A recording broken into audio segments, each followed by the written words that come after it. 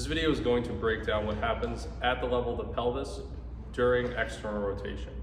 External rotation is also linked with inhalation and expansion. So if we're looking at the pelvis here and we're talking about relative motions, that's going to be individual movements between the bones of the pelvis versus an orientation, which is something like the entire pelvis tipping backwards or forwards in space.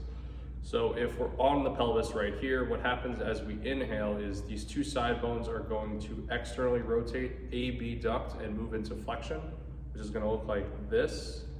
And the middle bone, which is our sacrum, is going to tip slightly backwards. So this also happens as we move through different degrees of hip flexion during something like a squat.